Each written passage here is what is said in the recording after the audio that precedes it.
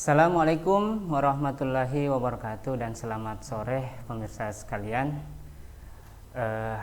Pada sore hari ini kembali kita akan masuk pada siaran ngobar, ya, ngobrol bareng sahabat Bahari. Sebelum itu perkenalkan, nama saya Burhanuddin Ihsan yang nantinya akan memandu acara pada hari ini hingga 1 jam ke depan.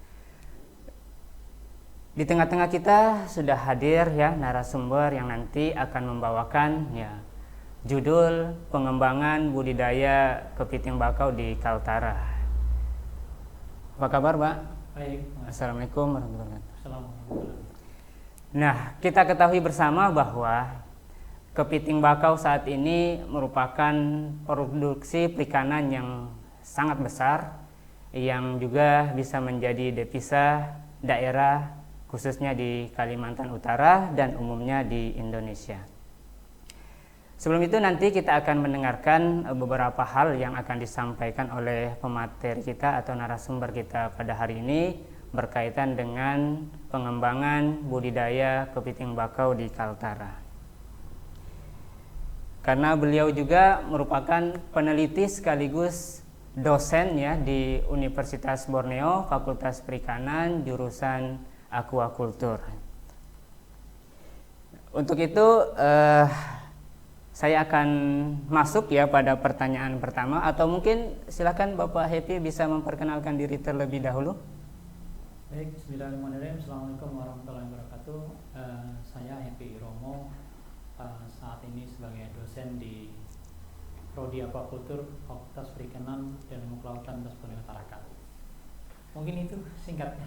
Oh ya, sangat singkat, ya. Baik, karena beliau meneliti tentang kepiting bakau, maka hari ini kita akan coba kupas tuntas, ya, berkaitan dengan budidaya kepiting bakau. Yang pertama mungkin ingin kita tanyakan, ya, agar masyarakat, para pembudidaya kepiting bakau juga bisa mengetahui, ya.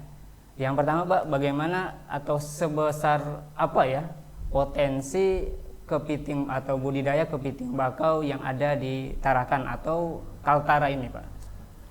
Baik, memang seyogyanya sebelum kita berbudidaya kita harus tahu potensinya dulu, ya. Hingga saat ini berdasarkan data BPS tahun 2020, dunia ini membutuhkan komoditi namanya kepiting, baik kepiting bakau maupun rajungan. Bahkan tahun itu tertulis bahwa perdagangan kepiting bakau mencapai 5,4 miliar. Dan Indonesia punya peran juga di sana untuk mensuplai kebutuhan dunia terhadap kepiting bakau maupun rajungan. Hanya saja suplai Indonesia ke kebutuhan dunia ini untuk kepiting ini hanya 7%. Jadi dari 5,4 miliar itu kita hanya suplai kurang lebih 370 juta dolar nih, ya, dolar. Tadi miliarnya dolar juga. Masih kecil berarti, Pak, untuk Indonesia. Sangat kecil sekali. Jadi ini intinya apa? Bahwa potensi ke depan itu masih cukup besar untuk dikembangkan. Nah, ditambah lagi kita punya sumber alam, ya, kondisi alam yang mendukung. Di Kaltara ini kan masih banyak mangrove, ya, karena kita juga terdiri dari 182 kurang lebih gitu, pulau besar dan pulau kecil yang sekitar masih banyak hutan mangrove.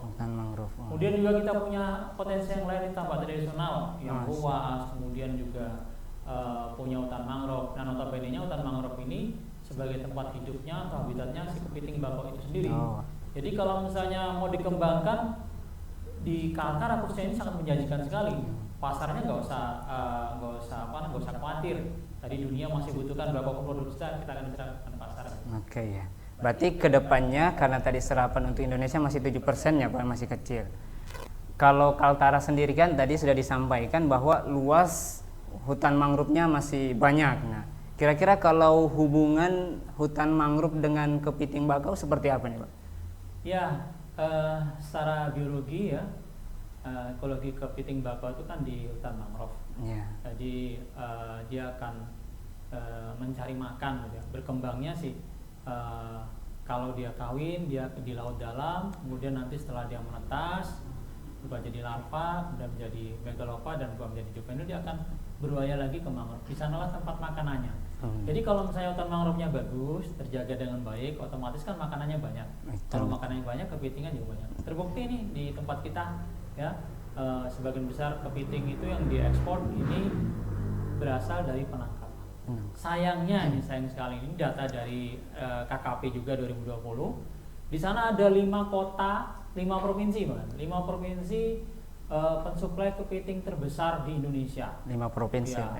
Yang pertama itu Kalimantan Selatan, kemudian Kalimantan Timur, kemudian Sulawesi, kemudian ada lagi Jawa Barat, dan terakhir Jawa Timur. Tidak ada di sana Kaltara.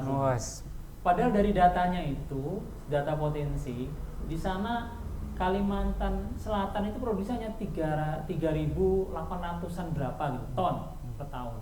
Itu 2020. Kemudian turun lagi 3.700 kurang lebih, kemudian Sulawesi berapa. Nah, berdasarkan dari riset kami di Kalimantan Utara, ini kami sudah pernah riset juga tahun 2019, berapa sih ekspor kepiting bakau dari Kaltara ya lewat Tarakan. Ini yang dulu yang resmi saja, waktu masih masih resmi ya, masih boleh diperdagangkan lewat bandara itu. Untuk yang melalui bandara aja terdata kurang lebih 3.000-an ton. 3.000-an ton ya. Itu dari Kaltara, dan belum lagi yang lewat Malaysia itu juga ada 3.000-an ton. Jadi kita bisa produksi 6.000 ton tapi tidak ada dalam datanya. Ya, nah, potensi kita tidak digambarkan dalam data tersebut. Sayang sekali gitu. Padahal di Kaltara sendiri punya potensi untuk menyumbang devisa ke negara. Artinya sebenarnya potensi besar, cuma tidak terdata tadi Pak ya. Tidak terdata dengan baik gitu. KKP sendiri nggak punya data di Kaltara untuk produksi, sehingga dari data tersebut 5 provinsi terbesarnya Kalimantan Selatan yang paling banyak produksinya kepiting bakau. Berarti memang harus besar kalau Kaltara nih, karena tadi jumlah hektar dari hutan mangrove-nya sangat besar. Apalagi tadi mangrove sebagai tempat makannya, berarti kan potensinya besar nih Pak ya. Iya. Gitu. Benar. Banyak faktor yang tidak data potensinya. Mungkin karena kita ini banyak langsung jual ke negara tetangga begitu ya. Bisa kita bayangkan kalau 3.000 ton tidak memberikan sumbangsi pada daerah, ini sangat disayangkan sekali gitu ya. Kalau misalnya ada retribusi saja, retribusi 2.000 per kilo, kalau 6.000 ton per tahun berarti kita ada dana pemasukan 6M kurang lebih seperti gitu ya ke daerah. Tapi kenyataannya potensi ini belum digarap secara optimal, sehingga ya begitu saja, hilang begitu saja. Oh gitu. Ya, jadi kalau budidaya kepiting bakau kan kalau kita lihat produksinya tadi sebenarnya harusnya besar, tapi ternyata data kecil karena berkaitan dengan hutan mangrove kita yang cukup luas. Nah, yang menarik ini Pak, kan Pak Dr. Happy ini kan sudah lama bergelut di bidang kepiting bakau, bahkan penelitian-penelitian ditambah kemudian juga disertasi berkaitan dengan kepiting bakau. Nah, kalau Pak Dr. Happy sendiri melihat, pernah nggak melakukan penelitian langsung dengan menggunakan tambak tradisional untuk menumbuhkan kepiting bakaunya? Baik, awal riset kami kan memang didasari oleh kegalauan juga gitu ya, kemudian juga permasalahan dari produksi kepiting bakau ini sebagian besar dari penangkapan. Ternyata memang permasalahan nasional 65% itu yang diekspor memang dari penangkapan, ya 35% dari budidaya. Nah, budidaya itu sendiri ada beberapa macam ya, ada pembesaran, ada penggemukan, sekarang nih ada mulai pematangan bunat yang dari hasil riset kami itu ya. Nah, ini semua bibitnya masih mengharapkan dari penangkapan di alam, hanya berubah habitat saja, berubah lokasi dari alam yang mangrove ditaruh dalam tambak gitu. Nah, jadi kalau misalnya budidaya nggak kita kembangkan, tidak ada yang riset atau mungkin baru riset skala laboratorium saja, maka kedepannya akan bermasalah ke sustainable, keberlanjutan dari kepiting bakau. Bayangin kalau kita nangkap, nah budidayanya belum berhasil, kan suatu masa akan jadi kelangkaan juga. Ya, apalagi sekarang dengan harganya yang semakin wah gitu ya, meningkat gitu ya, tinggi. Bahkan bisa dikatakan di atas udang windu gitu ya. Jadi menyebabkan penangkapan ini semakin meningkat. karena meningkatnya penangkapan sehingga masyarakat menangkap ini sudah pokoknya sak dapatnya. Iya. Dari yang besar, yang kecil, bahkan induk pun ditangkap semua. Nah ini kan akan berbahaya untuk sustainable kepiting bakau. Nah dari situlah kami memulai riset karena melihat potensi di tempat kita nih, potensi banget loh. Lihat itu misalnya tambaknya luas, tambaknya tradisional, kemudian masih ada mangrove-nya di pematangnya, istilah pematangnya gitu ya. Meskipun sekarang juga mulai banyak program-program penanaman mangrove ya di dalam pematang. Nah disitulah kami mulai riset. Risetnya ya start awal dulu, studi lingkungannya, ya, kira-kira secara biologi memungkinkan nggak si kepiting ini dari alam bebas masukkan ke dalam tambak. Oh, iya. Jadi kami studi biologinya dulu mengenai pakan alaminya. Oh ternyata ada, ada pakan alaminya yang tumbuh seperti jenis klekap, kemudian detritus yang lain gitu. Nah kalau misalnya ditaruh kepiting dalam tambak, oh ternyata dia bisa hidup juga. Bisa, Gitu. ternyata. Jadi potensi banget mengembangkannya. Ini baru untuk skala pembesaran di dalam tambak. Nah, kami juga mengembangkan untuk indukan gitu. Indukan kami riset kira-kira di dalam tambak bisa berkembang nggak indukan. Nah itu udah tahun 2015 kan riset. Karena di tambak ini kan lingkungannya bisa dikatakan hampir stabil ya. Iya.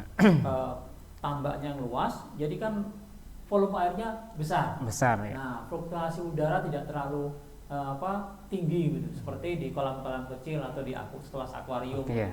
Sebelum mohon maaf nih, sebelum kita masuk ke pembesaran Pak. Jadi tadi kan rata-rata kalau kita lihat produksinya itu dari penangkapan, dan sekarang kalau di bagian budidaya juga masih kurang. Nah, mungkin pemirsa di sana juga ingin mengetahui kalau memang besar produksi penangkapan dibanding budidaya tradisionalnya, maka ada nggak Pak atau bagaimana bentuk budidaya kepiting tradisional yang mungkin bisa menjadi acuan juga atau pedoman dari petani tambak saat ini? Baik, petambak di Kaltara artinya sudah terbiasa dengan budidaya skala tradisional ya, karena sudah terlatih, sudah punya experience dari budidaya udang windu. Hanya saja kan saat ini udang windu ini kan banyak diterpa masalah sama penyakit ya. Jadi kepiting bakau. Udang windunya dulu. Yes. Banyak penyakit ya. Nah, jadi sudah waktunya mungkin mencoba mengganti kultifan untuk memotong siklus tadi. Yang biasa udang windu ya, kita pelihara kepiting sekarang. Nah, dengan skala tradisional juga memanfaatkan lahan yang luas. Apa yang bisa kita buat di sana? Yang paling mudah mungkin pembesaran. Itu paling mudah ya. Mereka beli bibit, mereka tebar gitu. Hanya saja kalau dilepas begitu saja kita nggak tahu berapa SR-nya. Tahu-tahu nanti udah panen, kadang-kadang juga nggak panen juga gitu. Nah itu skala tradisional tuh begitu. Jadi kebiasaan mereka juga kalau skala tradisional mereka nggak memberi makan kan. Hanya mereka menumbuhkan pakan. Nah ini menumbuhkan pakan tadi, kalau tadi ditanya bagaimana caranya, ya kita pupuklah tambak supaya pakan-pakan alami yang juga dimakan dulu sama udang ketika masih melihara udang itu juga jadi dimakan sama kepiting. Silakan saja menggunakan pakan alami. Nah, pemirsa sekalian juga penting perlu kita perhatikan bahwa kalau kita pembesaran bibit yang kita gunakan agak besar kan 60 gram ya, 60 gram. Nah kita nggak perlu khawatir dengan predator. Bagaimana udang itu khawatir dengan predator karena bibitnya kecil gitu. Kecuali kalau kita pembenihan nih, kalau kita pembenihan udang kita masukkan ke dalam tambak, memang kita perlu khawatir dengan predator tadi. Tapi kalau udah besar aman. Nah ini skala tradisional untuk pembesaran. Jadi lebih ke hampir sama atau hampir mirip dengan udang windu tadi Pak ya. Tinggal bagaimana menumbuhkan pakan alami tadi ya sebagai pakannya ya. Pengolahan lahan kurang lebih sama dengan udang windu ya. Untuk mengembangkan kepiting bakau di tambak. Karena potensinya juga sama kan. Jadi yang penting juga bagaimana kita ingin menumbuhkan pakan alami secara alami. Ya, jangan menggunakan bahan kimia berbahaya yang menyebabkan tanah itu keras, tanah itu bahan kimia berbahaya membunuh bakteri-bakteri pengurai yang akhirnya tidak menyuburkan pakan alami dalam tambak. Baik, ini poinnya untuk pemirsa ya. Jadi memang kalau kita ingin tambaknya bagus tadi, agar tanahnya tidak keras, maka jangan menggunakan ya, walaupun nanti ada plus minusnya lah menggunakan pupuk kimia dengan pupuk alami tadi untuk menumbuhkan pakan alami. Memang menarik ya kita membahas tentang kepiting, tapi untuk itu kita break dulu ya, kita saksikan yang satu ini. Dari perbatasan bagian utara Indonesia, kami membangun negeri, memajukan sektor perikanan, menyediakan sumber daya yang unggul di bidangnya.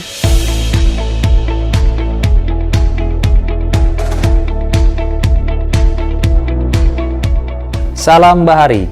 Selamat datang di program studi Aquaculture Fakultas Perikanan dan Ilmu Kelautan Universitas Borneo Tarakan. Program studi ini pertama kali didirikan pada tanggal 5 Juni tahun 2001 dengan nama Budidaya Perairan. Sesuai Kepmenristek nomor 57 tahun 2019 pada tanggal 21 Februari tentang perubahan nama program studi perguruan tinggi, maka nama program studi kami berganti nama menjadi Aquaculture. Program studi ini menyelenggarakan pendidikan akademik serata 1 yang telah terakreditasi B sejak tahun 2010 oleh BAN PT.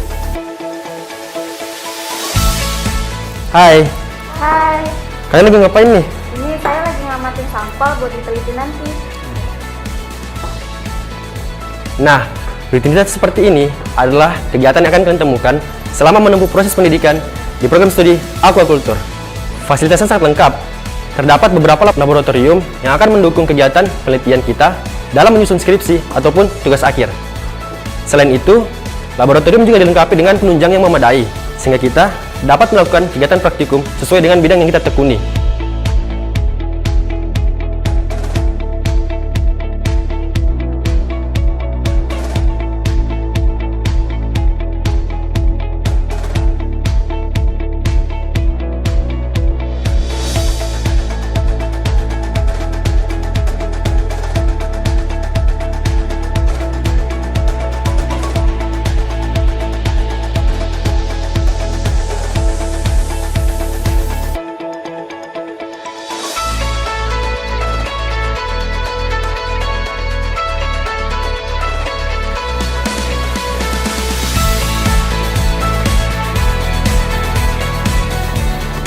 Yuk, dan kelas.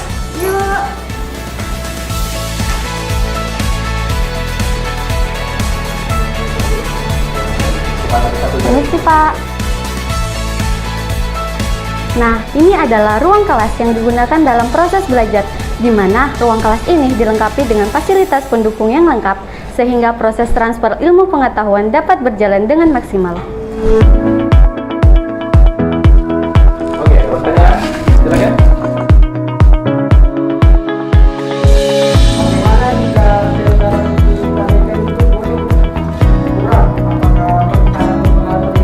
Oke, bagus pertanyaan. Pertanyaan adalah gimana kalau sadarnya berkurang? Jadi kita tahu bahwa sadar itu adalah satu sekali yang Lalu, untuk ujian skripsi dan berbagai kegiatan lainnya, terdapat ruang seminar dan pertemuan, ruang baca untuk mencari referensi dalam mengerjakan tugas kuliah, ruang aula, dan jaringan internet yang memadahi.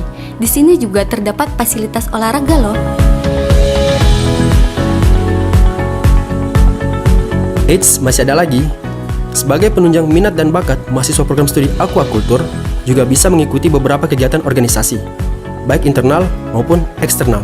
Di antaranya, Himpunan Mahasiswa Jurusan Aquaculture atau Himakua, Harpodon Diving Club atau HDC, Badan Eksekutif Mahasiswa atau BEM, Badan Perwakilan Mahasiswa atau BPM, Unit Kegiatan Mahasiswa atau UKM, organisasi keagamaan, dan di tingkat nasional terdapat organisasi Himpunan Mahasiswa Perikanan Indonesia yang diikuti oleh mahasiswa perikanan dari hampir seluruh provinsi. Kalian juga bisa mendapat kesempatan memperoleh beasiswa dari berbagai sumber dana selama perkuliahan di sini. Kalau dari kami, rasanya kurang lengkap ya. Mari kita dengar apa kata alumni tentang program studi Aquaculture. Halo, saya Feris Handrian. Saya adalah alumni Fakultas Perikanan dan Ilmu Kelautan Universitas Borneo Tarakan tahun 2006. Banyak pengalaman menarik yang saya dapatkan ketika saya berkuliah di Fakultas Perikanan dan Ilmu Kelautan Universitas Borneo Tarakan. Salah satunya adalah saya pernah menjadi salah satu perwakilan dari Fakultas Perikanan untuk ikut dalam program studi banding ke Universitas Malaysia Sabah. Saya juga pernah menjadi salah satu mahasiswa terpilih dalam program magang atau PKL di Balai Besar Riset Perikanan Budidaya Laut dan Payau di Gondol, Bali. Banyak ilmu yang saya dapatkan ketika saya berkuliah di Fakultas Perikanan dan Ilmu Kelautan Universitas Borneo Tarakan. Hal ini tentunya tidak lepas dari staf pengajar atau dosen yang memiliki kompetensi di bidang masing-masing.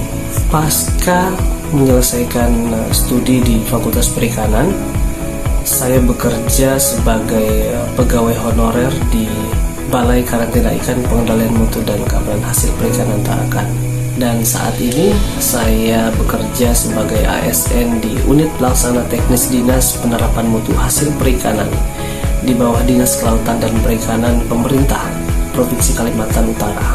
Dan saya sebagai alumni mengajak teman-teman semua untuk ikut bergabung di Fakultas Perikanan dan Ilmu Kelautan Universitas Borneo Tarakan di program studi Aquaculture.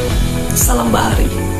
Assalamualaikum warahmatullahi wabarakatuh. Saya Melian Anggreni, alumni Fakultas Perikanan dan Ilmu Kelautan Universitas Borneo Tarakan. Saya bangga menjadi alumni Universitas Borneo Tarakan yang merupakan salah satu universitas yang terakreditasi dan juga menyediakan program beasiswa. Pada tahun 2013, saya pernah mendapatkan beasiswa peningkatan prestasi akademik yang disediakan oleh pemerintah melalui Kementerian Riset, Teknologi dan Pendidikan Tinggi. Fakultas Perikanan dan Ilmu Kelautan Universitas Borneo Tarakan merupakan sarana pendidikan yang ideal untuk menciptakan sumber daya manusia profesional, didukung dosen yang berkualitas untuk memenuhi kebutuhan teori dan praktek yang handal. Ayo, tunggu apa lagi? Mari bergabung di program studi Aquaculture Fakultas Perikanan dan Ilmu Kelautan Universitas Borneo Tarakan. Salam Bahari, Bahari Jaya. Wassalamualaikum warahmatullahi wabarakatuh.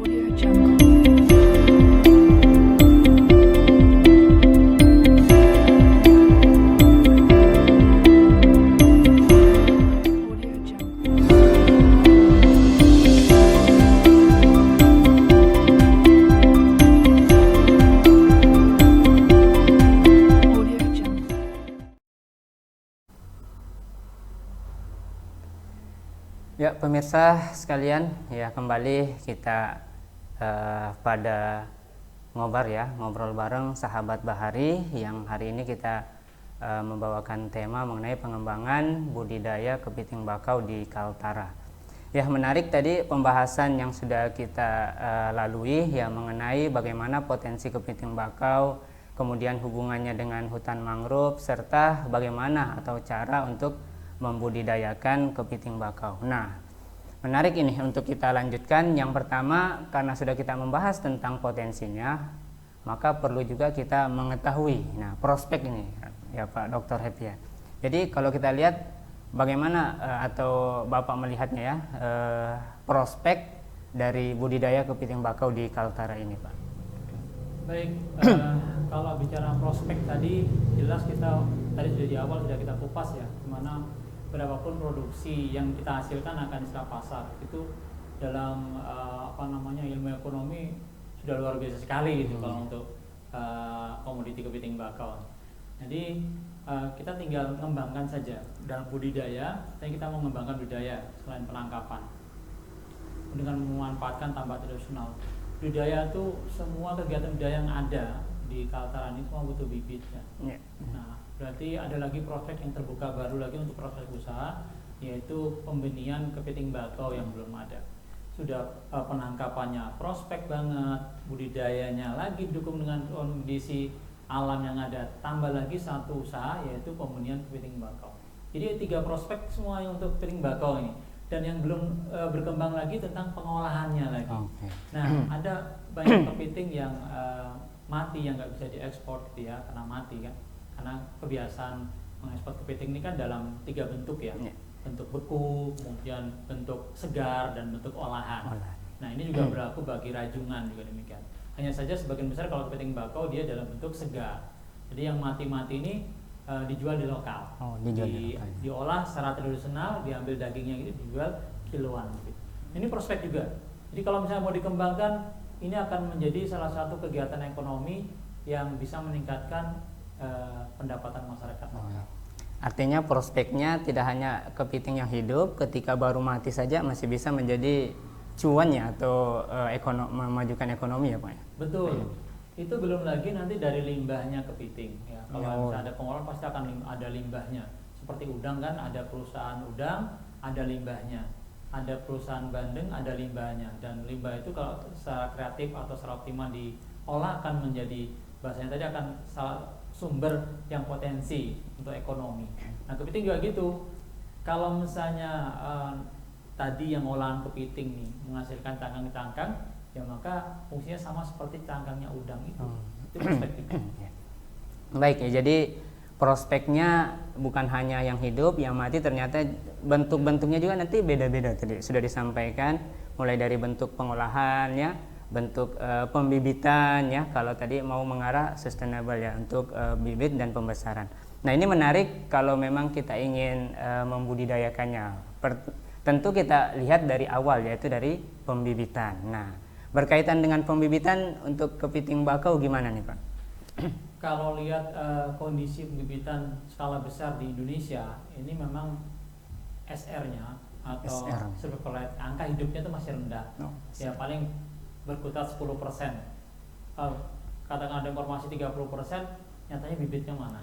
Nah, jadi di Indonesia ini ada 2 balai besar yang mengembangkan kepiting bakau pembenihan, yaitu di Maros dan di Jepara. Maros dan Jepara. Ya. Kami juga pernah bekerjasama dengan balai ini. Kami juga membina koperasi ya, koperasi nelayan pembudidaya Kaltara. Ini juga pernah bekerjasama dengan Maros, pernah bekerjasama dengan Jepara. Ya, jadi kondisi kita alam kita nih memberikan induk yang unggul begitu. Sedangkan mereka memang terbatasan bibit unggul. Nah, jadi kalau mengembangkan pembibitan ini awalnya induknya dulu yang harus yang unggul. Gimana sih induk yang unggul itu? Ya pertama ukurannya besar, size-nya besar. Nah, diharapkan dengan size-nya besar ini akan mengandung gonad yang besar. Ya, kalau gonadnya besar, nanti telurnya banyak gitu. Nah, kalau telurnya banyak, mungkin kalau karena induknya bagus, kualitasnya bagus gitu. Nah, ini awalnya kami kerjasama karena di sana balai ini ada fasilitasnya, kemudian ada yang menangani secara kontinu gitu ya, maka kami kirimkan induknya ke sana. Ini dalam rangka untuk mengembangkan budidaya itu. Awal-awalnya seperti itu. Nah, namun tetap juga permasalahan-permasalahan untuk pengembangan pembenihan ini masih ada, sehingga angka hidupnya masih rendah. Oke, menarik nih. Tadi sebelum kita masuk pembibitan, ternyata untuk mendapatkan bibit yang unggul harus induknya unggul dulu ya Pak ya. Dan induk yang unggul itu harus diseleksi dulu. Ternyata seleksi yang paling penting tuh mulai besarnya Pak ya. Jadi kalau dia besar, gonadnya juga semakin besar. Nah ini penting ya untuk kita ketahui ketika kita ingin mulai pembibitan. Namun dalam perjalanan melakukan pembibitan atau budidaya kepiting bakau ini Pak, seperti apa nih? Biasanya kendala-kendala yang dialami atau seperti apa? Baik, awalnya tuh kami mulai dari Tarakan. Cuman karena kita tuh sulit untuk bibit pakan alami ya. Nanti kan larvanya ini kan makan pakan alami, makan fitoplankton, kemudian makan zooplankton. Zooplankton yang dimakan jenisnya rotifer. Rotifer nanti makan jenis fitoplankton jenisnya chlorella. Nah ini belum bisa kita kembangkan karena lemahnya fasilitas atau kurang fasilitas. Nah awal tuh kami kerjasama dengan Maros, ya. Nah karena induknya bagus, dietitasnya juga bagus. Biasanya hatching rate-nya sampai 85%. Jadi ketika pertumbuhannya itu di sana, ketika masuk larva zoea 1, kemudian zoea 3 itu sudah mulai drop. Nah, juga karena pakannya kurang. Selain itu juga Ya karena pakan itu kenapa? Karena biasa kita di hatchery itu hanya menggunakan satu jenis pakan. Pakan. Lalu kalau kita lihat di alam, habitat tadi kembali ke habitat mangrove, mangrove itu kan menyediakan pakan yang banyak ya, pakan alami yang banyak. Jadi diduga tuh kalau mau SR-nya lebih baik atau lebih tinggi, mungkin dia harus banyak makan pakan alami bermacam jenis gitu ya. Nah, kalau kita budidayakan hanya satu jenis tuh, hanya kalau chlorella aja, rotifer aja gitu. Nah itu kondisinya yang saat ini, sehingga SR-nya masih rendah. Ya penting nih ya. Jadi ternyata memang kalau seorang peneliti atau akademisi, ya kalaupun ditarakan fasilitasnya masih kurang mendukung, ternyata bentuk untuk bisa tetap melakukan budidaya kepiting bakau ternyata harus bentuk kerjasama. Nah, ternyata beliau tadi Pak Dr. Happy melakukan kerjasama di 2 daerah. Yang pertama tadi di Maros ya Pak, di Sulawesi, dan yang kedua di Jepara. Artinya memang ya kalau seorang akademisi kan pasti tidak puas dengan satu hasil yang didapatkan, pengen lebih. Maka beliau tadi melakukan kerjasama. Nah, kerjasama dalam hal tadi karena kekurangan fasilitas, ternyata tadi ketika sudah kerjasama ternyata nilai SR-nya tinggi Pak ya dibandingkan di jadi dengan fasilitas ternyata perlu dukungan dengan fasilitas. Ini menarik kita membahas tentang pembibitan. Ternyata tidak sampai di situ saja kalau kita membahas tentang kepiting, perlu ada pembesaran. Nah nanti ada lagi tentang pengolahan. Tetapi ini kita bahas dulu nih tentang pembesaran.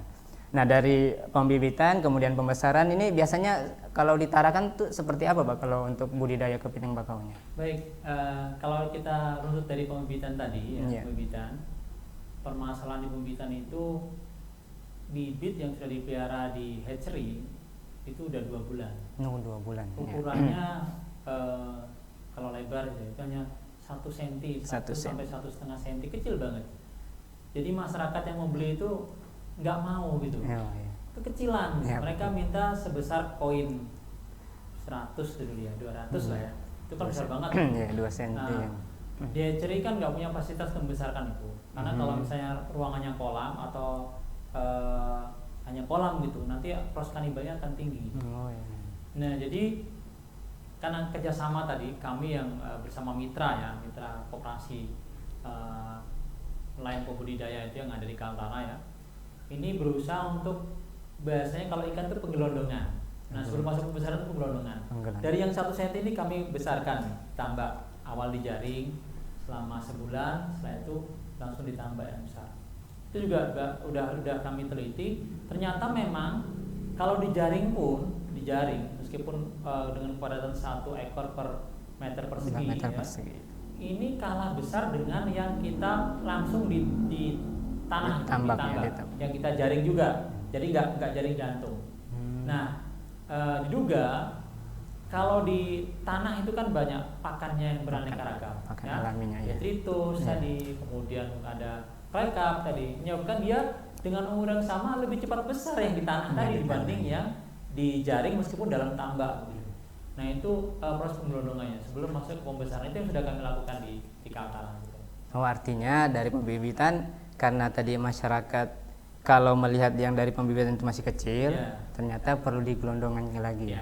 Jadi untuk membesarkan setelah itu baru masuk ke tambak untuk menyesuaikan. Gelondongan juga sudah di dalam tambak. Oh sudah di dalam tambak. Cuman yang masih dalam jaring. Nah jadi seperti itu. Ternyata prosesnya memang cukup panjang ya. Namun memang kalau melihat prospeknya tadi dijelaskan di awal, walaupun proses panjang tapi prospeknya cukup besar ya. Menjadi juga bisa meningkatkan kesejahteraan masyarakat. Nah ini yang menjadi penting itu dari pembibitan, gelondongan.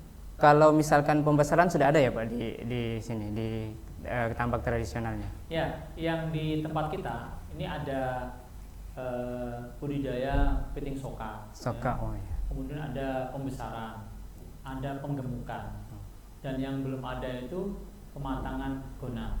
Nah ini yang sedang kami kembangkan juga di tambak tradisional ya. Cuman kelasnya penelitian meskipun di tambak tradisional untuk pengembangan kepiting matang gona. Jadi kalau yang misalnya mau jual kepiting, kalau masih dia belum matang kan harganya murah tuh, ya kan? Baratnya belum full. paling dia apa istilahnya itu ya, yang belum full itu. Nanti kalau sudah full, kalau yang belum full paling harganya 40.000 gitu ya. Tapi kalau udah matang gonat bisa ratusan ribu gitu. Oh, jauh ya range-nya. Jauh, ini jauh. Nah, ini potensi banget itu untuk dikembangkan. Nah, yang sudah ada itu, yang sudah ada kepiting soka, penggemukan dan pembesaran. Berarti kepiting soka, pembengukan dan pembesaran. Oke. Nah, ini ya itu beberapa hal ya berkaitan dengan pembibitan, penggelondongan dan pembesaran. Nah, yang jadi penting juga untuk kita ketahui bersama memang bahwa setelah melalui itu maka kan ada yang namanya pengembangan. Nah, kita masuk ke pengembangan. Jadi ada hasil atau ada ya hasilnya lah. Nanti hasilnya ini kita mau apakan. Nah, ini kan masuk dalam pengembangan kepiting bakau. Kira-kira seperti apa nih Pak pengembangan kepiting bakau di Kaltara? Baik, kalau bicara pengembangan kita nggak akan lepas dari hulunya ya. Hulunya itu bibit gitu ya. Kalau kita misalnya dalam budidaya yang tadi yang ada di Kaltara masih menggantungkan dengan penangkapan, itu agak berat mengembangkannya. Kenapa? Karena masih tergantung pada alam. Kita kan tahu dalam siklus tahunan tuh bulan-bulan tertentu yang memang produksinya blooming gitu ya. Setelah itu kan nggak ada. Sedangkan dalam budidaya itu harus continuous tuh sepanjang tahun gitu. Nah, jadi kalau mau ngembangkan pembenihan dulu. Pembenihan yang betul belum dikembangkan, kembangkan dulu. Nah, untuk kembangan pembenihan ini, meskipun di tempat kita belum maju, tapi ada negara yang sudah maju, Vietnam. Dia bisa mengembangkan di tambak. Tambaknya sih nggak seluas tambak kita, gitu. Masih luas tambak kita ternyata. Nah, ternyata mereka selain memanfaatkan habitat kepiting bakau tadi yang ada mangrove-nya, juga mereka menggunakan budidaya sistem berpindah gitu. Jadi kalau misalnya udah ukuran sekian pindah, ukuran sekian pindah gitu. Nah, ini untuk mengembangkan bibit tadi. Kalau bibitnya ini banyak, maka seperti udang mindu, bibit banyak nih, ya kan berapa miliar datang setiap tahun kalau dihitung tuh, maka bisa mengembangkan. Nah, kita nih bibitnya kurang. Jadi untuk mengembangkan kita tetap akan memacu penangkapan. Kita mau kepiting soka yang dibutuhkan kepiting-kepiting ukuran di bawah 100 gram. Maka permintaan kepiting bawah 100 gram akan meningkat gitu, penangkapan juga. Kita mau mengembangkan penggemukan atau pembesaran. Maka kita akan masukkan kepiting-kepiting yang 100 gram, 150 gram ke dalam tambak, berapa bulan kemudian dia akan besar. Tapi tetap penangkapan juga bibitnya. Kita mengembangkan penggemukan. Kepiting-kepiting yang udah besar tapi kurus ya, kosong bahasanya tuh, kita gemukkan seminggu 2 minggu baru kita jual, penangkapan juga kan. Pengembangan hidup juga gitu. Ini kepiting betina yang telurnya belum matang, kalau dijual nggak boleh juga misalnya kan. Maka kita treatment jadi penuh telurnya, jadi penangkapan juga. Jadi intinya hulunya ini harus kita selesaikan dulu permasalahannya supaya apa? Sustainable, continue-nya untuk usaha ini berjalan dengan baik gitu. Oke. Ya, berarti memang tidak dilihat hanya satu sisi saja. Ternyata harus dilihat dari prosesnya. Ternyata dari proses tadi disampaikan memang harus dari hulu, karena kalau bukan dari hulu tadi sudah dijelaskan. Pembesaran tetap juga nanti akhirnya ke penangkapan juga. Kemudian penggemukan akhirnya ke penangkapan juga. Jadi memang harus melihat dari hulu. Nah, kalau kita sudah melihat nih Pak Dr. Happy, kan permasalahannya harus dari hulu. Nah, kita dapati bahwa memang harus dari pembibitan. Nah, terus bagaimana nih? Mungkin kembali sedikit ya ke arah pembibitan, karena ini mengarah pada pengembangan itu juga harus dilihat dari hulunya, dari pembibitan. Satu pertanyaan saja untuk pembibitan. Oke, sebelum kita tanya memang menarik ya, jadi kita break dulu, ya, kita saksikan yang satu ini. Itu tadi apa kata alumni sebagai bukti bahwa lulusan dari program studi aquaculture memiliki banyak kesempatan sesuai dengan profil lulusan yang diharapkan. Nah, gak lengkap ya kalau kita nggak dengar komentar dari salah satu pengajar di program studi aquaculture yang juga merupakan alumni pada angkatan 2008. Beliau ini adalah salah satu dosen muda dan keren yang sedang menempuh pendidikan S3 di Fakultas Kedokteran Hewan dengan program studi Ilmu Biomedis Hewan Institut Pertanian Bogor. Saya adalah salah satu dosen di program studi aquaculture. Saat ini saya sedang melanjutkan program studi doktor di Fakultas Kedokteran Hewan, Prodi Ilmu Biomedis Hewan, IPB University. Saat ini saya sedang melakukan riset tentang peningkatan produksi ikan patin dengan pendekatan reproduksi. Penelitian ini kedepannya dapat mendukung sektor perikanan budidaya di Indonesia, khususnya di wilayah perbatasan Kalimantan Utara. Untuk menghasilkan lulusan dengan mutu yang berkualitas, program studi aquaculture didukung dengan dosen yang berkompeten di bidangnya. Ayo bergabung di program studi aquaculture, kamu siap menjadi pengusaha muda yang mumpuni di bidang aquaculture dan siap terjun di dunia kerja. Dalam rangka meningkatkan kapasitas dan keilmuan mahasiswa perikanan jurusan aquaculture, selain kita ajarkan pengetahuan yang normatif sesuai dengan kurikulum yang kita bangun, kita juga membangun kemitraan dengan berbagai lembaga, baik itu lembaga yang ada di dalam negeri, juga menjalin komunikasi dengan perguruan tinggi yang ada di luar. Ya, selama ini yang paling intens ya kita lakukan itu adalah mengirim mahasiswa aquaculture ke Universitas Malaysia Sabah. Itu yang pertama.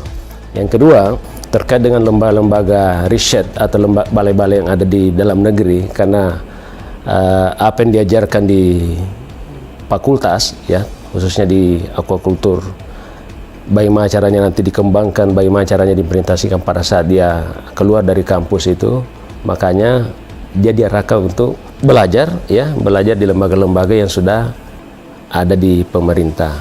Nah, saya kira itu. Kemudian dalam rangka mengaplikasikan ilmu pengetahuan dan teknologi budaya, ya saya kira kita pahami bersama bahwa Kaltara ini itu menjadi potensi perikanan aquaculture terbesar kedua di Indonesia. Nah, sehingga dengan potensi seperti ini, ya tidak ada lain, dia harus menyiapkan diri untuk bagaimana mengelola potensi yang besar itu. Dan ingat ya, karena kita berada di daerah perbatasan, saya kira menjadi sebuah keniscayaan bagaimana SDM yang ada di Kaltara ini bisa mengelola potensi sumber daya aquaculture yang ada di perbatasan. Nah, terakhir, kami berharap ya untuk seluruh mari bergabung bersama kami di Fakultas Perikanan khususnya di jurusan aquaculture. Aquaculture adalah masa depan bangsa Indonesia. Jadi buat kalian yang tertarik untuk belajar lebih lanjut tentang dunia perikanan, Mari bergabung bersama kami di dalam program studi aquaculture.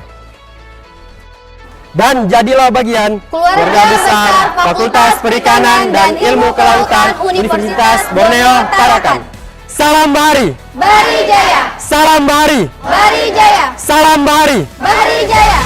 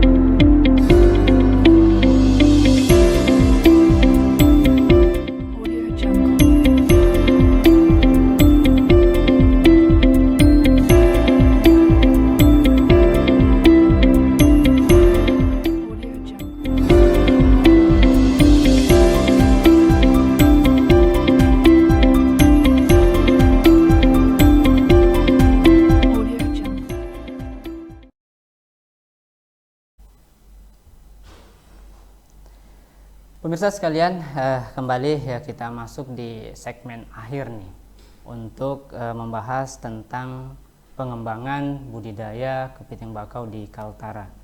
Ya, kita lanjutkan sedikit mengenai permasalahan hulu tadi ya, karena kalau kita lihat ternyata penggemukan, pembesaran itu ujung-ujungnya juga nanti ke daerah penangkapan. Maka harus diselesaikan permasalahan hulunya dulu, yaitu masalah pembibitannya. Kita lanjut. Mungkin bagaimana Pak untuk bisa menyelesaikan kendala atau permasalahan-permasalahan di pembibitan tadi? Baik, kami pikir memang untuk misalkan permasalahan bibitan ini butuh kerjasama. Nggak bisa hanya akademisi, ya, kemudian lembaga-lembaga riset saja, gitu. Tapi butuh juga bantuan masyarakat dan pemerintah daerah. Dengan potensi yang ada, sudah jelas kita tuh butuh bibit, gitu. Bahkan ini bisa menjadi suatu usaha baru, gitu ya, kalau kita mengembangkan bibitan. Nah, kita lihat lembaga pengembangan bibitan di balai riset ini kan masih stagnan, belum meningkat angka hidupnya. Sedangkan kita tuh punya potensi alam, yaitu tambak tradisional. Kenapa nggak kita kembangkan bersama di tambak tradisional yang khusus untuk mengembangkan bibit pembibitan kepiting bakau? Seperti yang sudah dilakukan koperasi nelayan itu, budidaya. Mereka tuh mengembangkan pembenihan di atas tambak tradisional. Hanya saja tambak tradisional yang digunakan ini kembangkan di Tarakan. Nah, kalau misalnya kita sama-sama ambil tanggung jawab ini, misalnya pemerintah yang berperan benar ambil tanggung jawab untuk mengembangkan pembenihan kepiting daerah, pembenihan kepiting di daerah, maka akan cepat hasilnya. Seperti pemerintah bangun Universitas Borneo Tarakan. Nah, pemerintah bangun Universitas Borneo Tarakan, maka putra-putra daerah kuliahnya di sini. Nah, maka tanggung jawab untuk mencerdaskan anak bangsa di sini. Nah, kita berpikir arahnya ke sana. Seandainya pemerintah daerah menyediakan lahan tambak tradisional yang bisa dikembangkan untuk pembenihan, maka kita bisa proyek bersama. Saat ini kan belum ada nih. Nah, itu yang mungkin salah satu permasalahan yang bisa memecahkan solusi yang bisa memecahkan permasalahan di hulu. Ya, baik. Jadi ternyata memang tidak hanya dari akademisi saja ya, termasuk juga tadi balai-balai riset yang bisa memecahkan permasalahan pembibitan. Tetapi harus ada kerjasama, dan ternyata kerjasamanya itu bukan individu. Ya, ternyata ada peran atau kelompok masyarakat. Tadi seperti disampaikan ada koperasi yang bisa mengembangkan. Kemudian ternyata yang paling jauh, yang paling penting juga ternyata adalah pemerintah. Nah, ini penting tadi juga disampaikan berkaitan dengan peran pemerintah, bagaimana pembibitan ini yang menjadi permasalahan inti ya untuk bisa tadi kepiting bakau sustainable, kemudian juga tidak ujung-ujungnya hanya penangkapan saja, maka pemerintah penting untuk masuk ya di dalam kerjasama ini. Kalau misalkan Pak, ini dari pemerintah, kira-kira perannya apa yang Bapak inginkan dari pemerintah? Ya, kita mengharapkan peran pemerintah secara langsung ya. Misalnya kita lihat di sini kok nggak ada pembenihan kepiting bakau. Pembenihan udang banyak tuh, penampungan udang banyak ya. Nah, pemerintah mungkin perlu membangun salah satu misalnya hatchery ya, dengan kemampuan pemerintah daerah membangun hatchery khusus untuk kepiting bakau. Karena ini permasalahan belum pecah tuh. Jangan lagi membangun sesuatu yang sudah ada, yang masyarakat sudah kuasai. Udang udah dikuasai. Buat apa lagi pemerintah bangun di sana? Yang perlu itu yaitu pemerintah turun sebagai pionir untuk mengembangkan ini. Pengembangan kepiting bakau ya. Betul. Ya, jadi berarti tidak melihat satu sisi saja dari udang windunya, tapi harus melihat dari sisi kepiting bakaunya. Jadi perannya itu secara langsung yang memang hadir ya di tengah-tengah masyarakat, di tengah-tengah juga mungkin para peneliti Pak ya, para akademisi untuk menyampaikan berkaitan dengan mungkin ke arah regulasi kali Pak ya. Ya, salah satunya seperti itu. Jadi untuk kuatnya memang harus ada regulasinya, gitu ya. Kalau aturan yang permen 2021 ya tentang kepiting bakau, rajungan dan lobster, di sana sudah jelas bahwa pengusaha kepiting ini dalam masa 3 tahun mereka harus mengusahakan pembenihan dalam masa 3 tahun ya, pembenihan. Nah, ini kan swasta sudah diminta oleh negara untuk seperti itu. Nah, peran pemerintah daerah apa? Nah, pemerintah daerah harusnya lebih dari itu gitu kan, karena ini potensi kalau nggak dijaga, dibiarkan saja penangkapan tanpa dikembangkan budidaya, suatu masa pasti akan terjadi kelangkaan juga kan. Nah, betul. Sekarang aja udah mulai terasa nih. Dulunya kepitingnya itu besar-besar, karena kepiting kecil. Ya, mulai kelihatan nurun. Sudah mulai kelihatan penurunannya itu. Nah ini kalau bisa dibiarkan terus, wah bahaya. Makanya segera pemerintah daerah mungkin melalui regulasinya atau mungkin ya pendanaannya yang kuat untuk bisa mengembangkan, taruhlah misalnya ini ada loh ya tambak tradisional yang dihibahkan ke Fakultas Perikanan Borneo Tarakan. Ini kamu kelola nih, kamu bertanggung jawab untuk mensuplai bibit bagi kebutuhan di Kaltara. Nah seperti itu, bisa seperti itu. Nah, itu harus ya. kayak gitu. Oke ya, berarti penting ya. Selain regulasi, peran penting pemerintah itu yang langsung ya. Tadi bisa berkolaborasi dengan akademisi. Nah, tadi disampaikan akademisi memang berperan untuk bagaimana mengurai tadi ya permasalahan-permasalahan yang ada. Tapi untuk mengurai permasalahan yang ada butuh support tadi. Ternyata support dari pemerintah. Salah satunya tadi bisa yang secara langsung disampaikan, bisa membuat pengembangan ya. Budidaya, misalkan ada satu lokasi ya diberikan kepada Universitas Borneo, Fakultas Perikanan dan Ilmu Kelautan untuk mengelola, sehingga dari situ terlihat bagaimana cara penyelesaian permasalahan hulu tadi yang ujung-ujungnya tadi kan ke arah penangkapan. Padahal kita ingin budidaya kepiting bakau ini kan sustainable, jadi berkelanjutan. Tadi sudah disinggung sedikit. Kelihatan sudah mulai dari ukuran sudah mulai menurun, artinya kan sudah ada penurunan bentuk ya atau ukuran dari kepiting yang mengarah pada tadi bisa tidak ramah lingkungan lagi, jadi ukurannya sudah kecil. Nah menarik nih, kalau kita lihat juga di sini ya, ini berkaitan dengan buku ya yang juga sudah dikembangkan oleh Bapak Dr. Happy ya. Dengan membuat buku untuk bisa jadi referensi juga kepada masyarakat ya, kepada termasuk juga para mahasiswa, termasuk juga para periset ya yang bisa melihat hasil-hasil riset Pak Dr. Happy di sini, bagaimana beliau menuliskan untuk mengembangkan budidaya kepiting bakau yang ada di Kaltara. Mungkin terakhir Pak, ada yang ingin disampaikan berkaitan dengan kepiting bakau ini kepada pemirsa? Baik, pemirsa di rumah ya. Tadi kita sudah diskusi banyak tentang potensi kepiting bakau.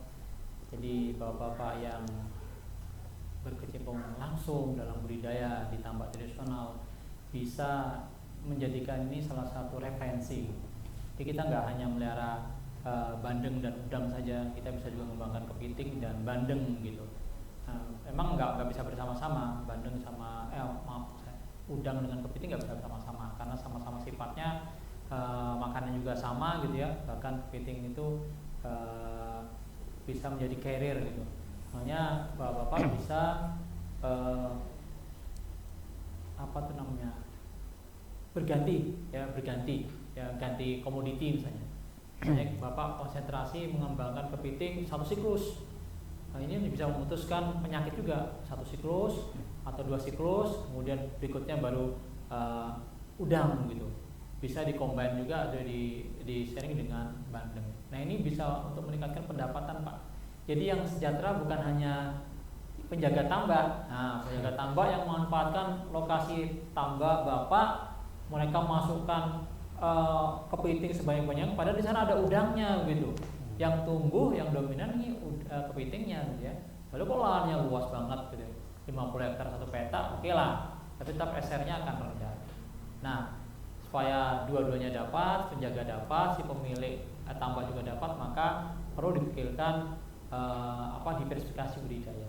Mungkin itu tambahan dari kami.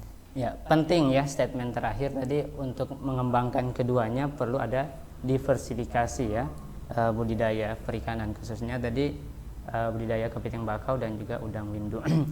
Sebelum kita mengakhiri sesi ini, saya ingin sampaikan kepada para pemirsa, khususnya para anak-anak SMA yang mungkin hari ini sulit memilih untuk masuk di perguruan tinggi, maka pilihlah Universitas Borneo Tarakan sebagai tujuan.